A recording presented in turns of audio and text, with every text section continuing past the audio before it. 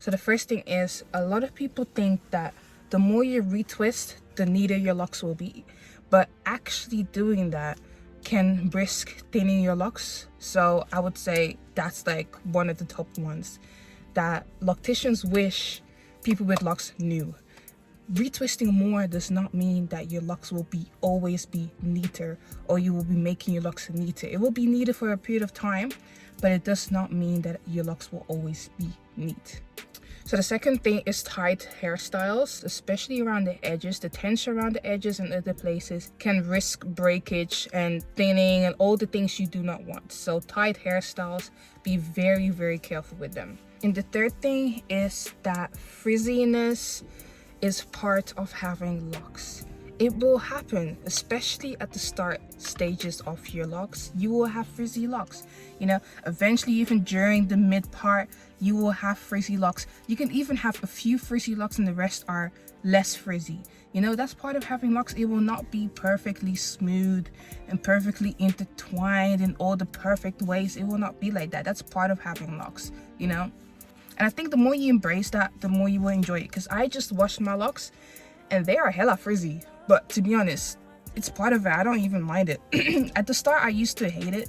I was like, oh, I need my locks to be, you know, perfect and stuff like that. But eventually we'll notice like, oh wait, it's just part of my locks. Like, that's just my locks being locks, you know? And the next thing is dry your locks properly, especially if you're about to come to an appointment. It is not easy working on damp locks or slightly damp locks. It will make it slippy with the crochet hook, for example, or it's just not very enjoyable as it gets wet on our fingers. If you have any products in there, it's just kind of like a not so nice combination.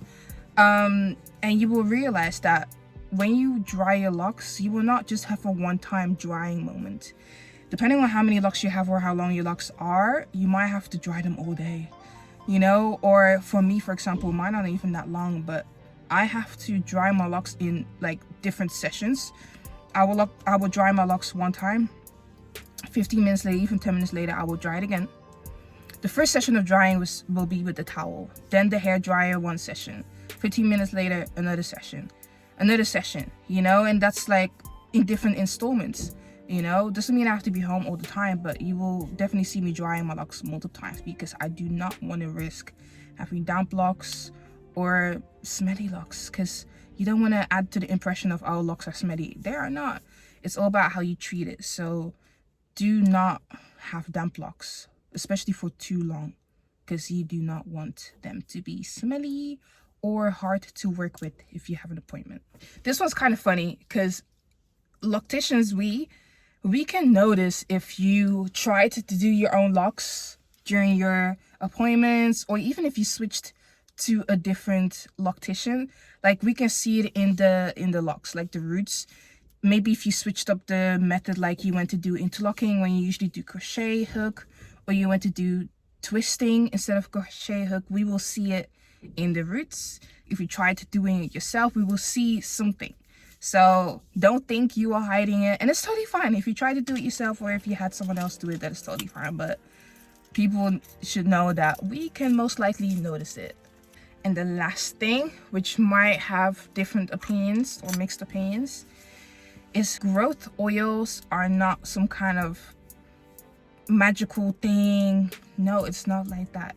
You need to have the right routine. Yes, there are oils that do help with growth, but you do need to understand that you also still need to take care of your locks.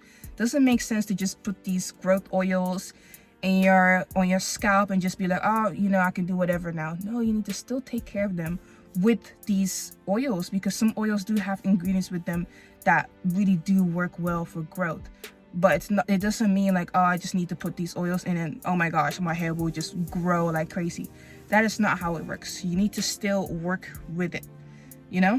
These are all the things that I wanted to share of what we wish people with locks knew, or maybe things that we think that you guys might not know.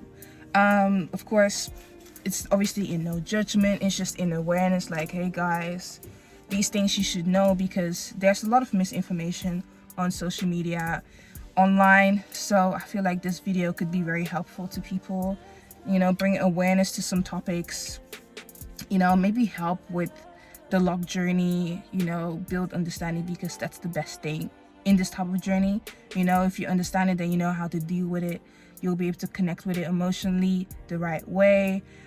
Just have the right mindset around it. So I feel like locticians should connect with clients, we should connect with our people, you know, and just share the knowledge instead of trying to gatekeep everything that we know.